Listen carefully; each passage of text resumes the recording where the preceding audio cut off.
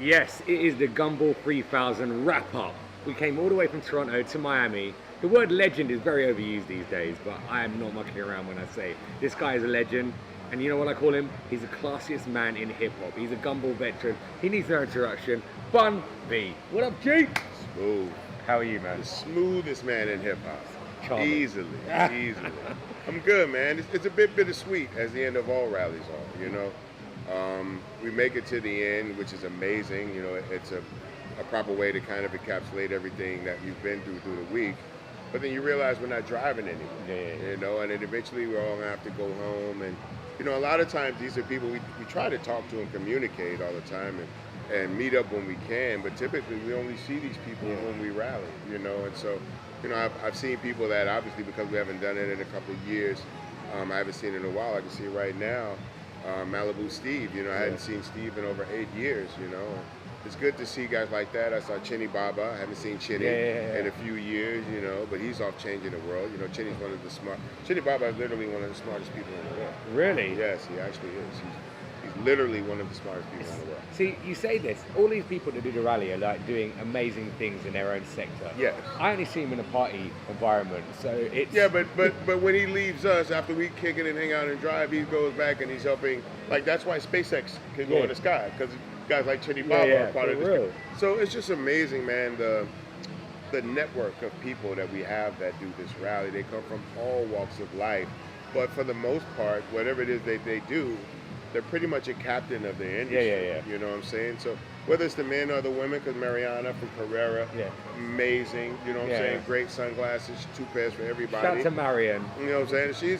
She's been amazing. But these people are very sweet, very humble, very approachable, unassuming.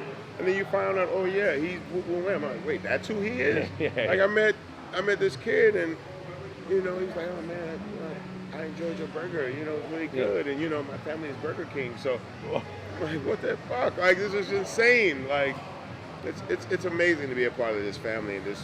I hate to say fraternity, right? Because there's many women in this thing, but it's definitely a family that we have.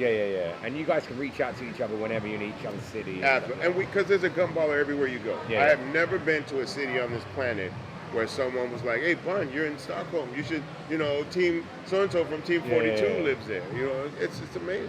And when you come to Houston, I'm there, ready to host it. I know. We're going to do that next year for sure. So, Bun, like, you've done the rally how many times now? This is my 9th rally. 9? Yeah. You've taken, obviously, we had a couple of years off with COVID. Yes. The last one you did was... Japan. London to Tokyo.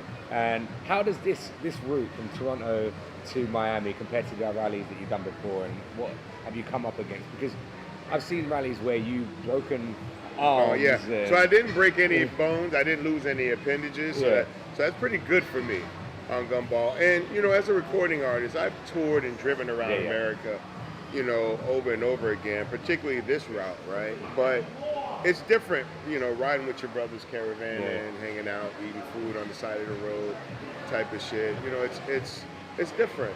But I will say this, you know, as Japan was nice because it was somewhere I'd never been before.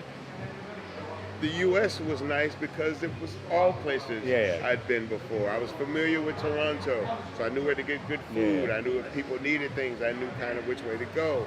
Indianapolis, Nashville, Atlanta. These are all cities that I frequent often.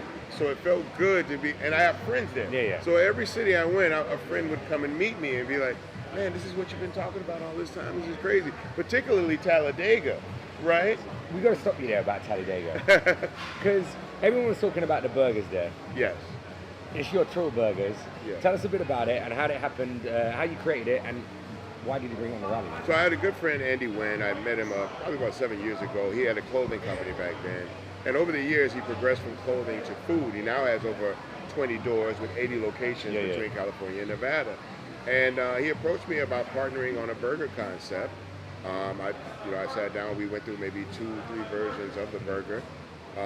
Got to one where I was like, okay, I'll put my name on this. Really? I'll put my name on this. And we presented it to the people. We came up with the name, the logo, and presented it in 4 days. Really? At a culinary awards that I host every year, the Tastemaker Food Awards. I host it every year, but I passed on a fee I said, just give us a booth. I want to bring my burgers. And these are literally all the top restaurants and top chefs in the city of Houston. We had the longest line by far. Really? All night. And because it's a food awards ceremony, all the food media was there. So the word got out really fast. And we just celebrated a year because the ceremony was 2 days before Gumball. Okay. So I hosted the ceremony on Wednesday night, flew to Atlanta the next morning, did verses, and then got up the next day to a canceled. I had a direct flight from Atlanta, which was canceled. So I had to go through LaGuardia. I had a 3-hour layover to get to Toronto. And I said, this is nothing. I would have done much more to make sure I got to the rally. And you know what? You always take everything in your stride. Like yesterday, I came out of my room about 11 o'clock to meet you to collect a bag. And you were up at the same time as me, like 4 or 5 in the morning. But you were fresh. You look like you'd gone on a jog or something, man. Like,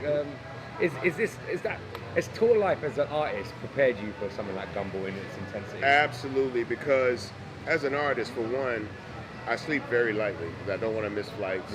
And I don't want to have any crazy surprises happen to pop in my room. I never let myself sleep too deeply. And this is pretty much the lifestyle that Gumball affords you. I'm typically at work 2, 3, 4 in the morning, drinking, smoking anyway. So it's just another day for me on Gumball. Now, doing it 4, 5, 6 days in a row can be rough. It's almost like touring, but the difference between this and touring is that I got to get up and drive the car. A tour, I can get in the back of the bus and just go to sleep. You know what I'm saying? So, but that's the fun of it, man. We drive all day, we party all night. And I'm not waking up any worse than anybody else, right? Because we're all partying all night. We're all drinking.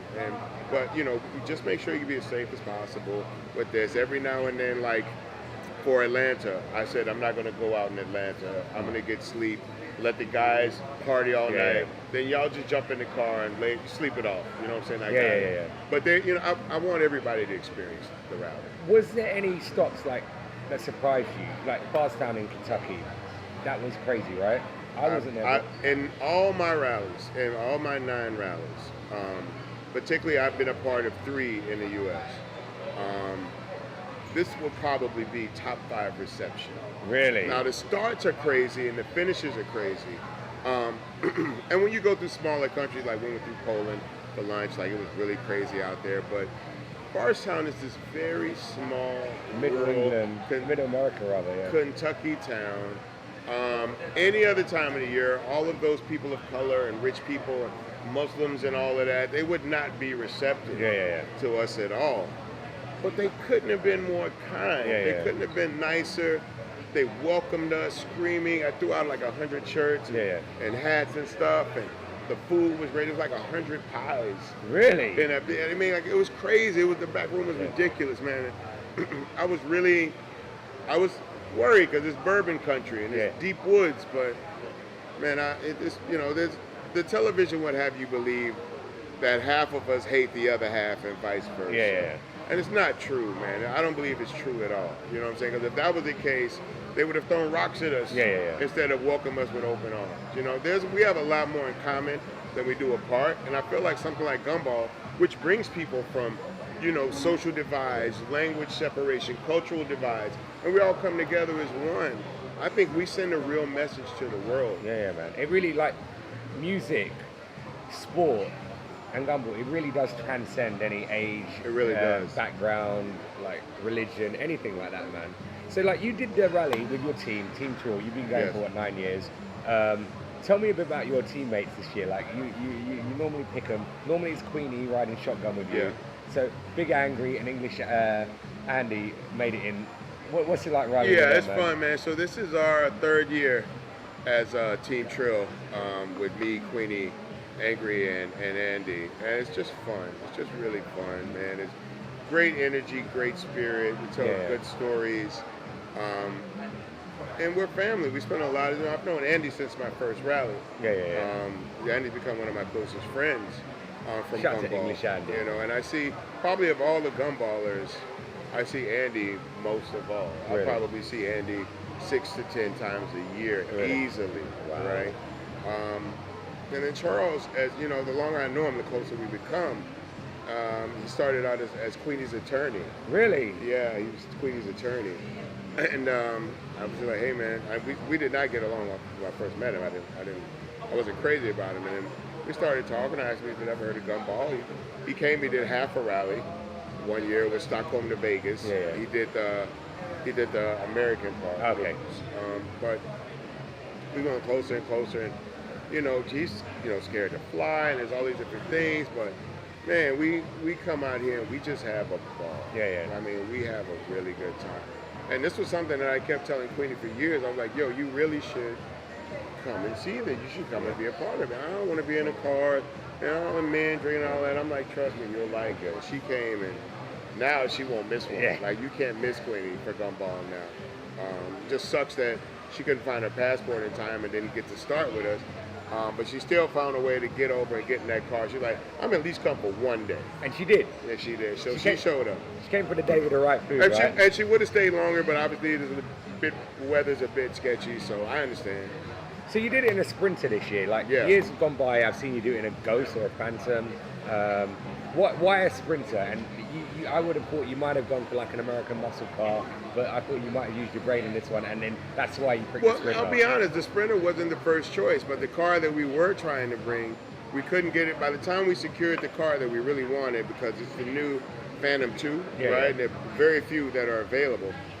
By the time we secured the car, it was too late to put it on a truck and get it to Toronto in time. Okay. And we were already picking up a Sprinter as a support vehicle. Okay. And so my guy Will was like, just use it for the main car, And I was like, man, thank you so much.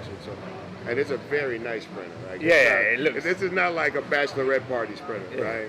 This is like Forbes 500 style Sprinter. So. No, it looked luxurious and comfortable. Yeah. If you want to do 3,000 miles over 7 days, you want to do it. That's the way to do it. Shout out to Team ReadyCan for securing that Sprinter. Yeah, shout out to Team ReadyCan. But listen, Bun, we talked about the receptions that you guys get, even in like Middle America, that you were like maybe a bit concerned at some point. But like, I always think the energy you give out to people is what you receive back. And whenever you like come to the grid or the finish line, you always light it up, man. And there's so many people there to see you.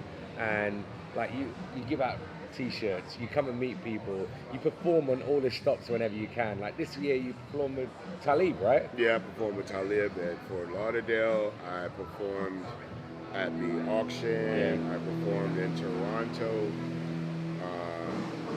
Did I perform in Atlanta? No, I didn't perform in Atlanta. That's 3 times. Yeah. That's quite a lot. That's more than us, nearly. I'm happy to, man. I just want everybody to have a good time and fully embrace the experience. You really only get it if you fully immerse yourself into it. Bro, and that's one thing you always do, Bun. Like, you're not a soccer player, and I'm pretty sure that you probably were like, nah, I'm not going to do football. But the charity game yesterday, you came out and you played. You actually, and it wasn't like that you tried to hid from the game. Bun went centre back. He was, so you can't hide in those positions. No. And I had a pretty formidable guy, like a very experienced player. And I was just like, I just want to keep up with it. Right? I didn't expect to hit any goals or anything like that. But if you're going to do it, do it. Like, go for it. Give it. I just didn't want to hurt myself. Yeah. You know the player that you're up against, he used to play for Barcelona? Really? Yeah. And he came up, he's like, hey man, you defended pretty good. Yeah. You didn't let me get away from you. But, man. I had fun, man. I had fun. Is there anything that you'd like to say on like final delivery of the rally? Like, what would you like to say to people? I have to say, man, Max, you outdid yourself once again. Every year I do this rally, it gets bigger and better. And logistically, Gumball, the machine runs tighter and tighter every single time. Even under the fact that there were significant staff changes between the last rally and this rally. But this is a fine-tuned machine. Just like these engines that these guys are driving around, these cars that they're in, Gumball itself, right? From an infrastructure standpoint and a staff and logistics standpoint, is a finely tuned machine. And you couldn't have had a better experience. It went absolutely smooth, no trouble. I've been doing it long enough to know that sometimes things don't always go the way we want them to, particularly in Germany, but that's another story. But no, this one was really, really great, man. It was just good to see people like you. Man, I gotta say, I just need my Andy P soccer jersey. That's it. People love this. That's it, man. But thank you, Bun. for Honestly, always being good, we man. always love you, man. And see you in Saudi Arabia? Absolutely. My man, ladies and gentlemen, Bun B. And I'm planning a big surprise for Saudi Arabia. I can't say it. You're gonna lose your mind when you find out. We're planning a big surprise in Saudi Arabia, so stay tuned. All right, there you hear. Thanks, Bun. All right, cheers.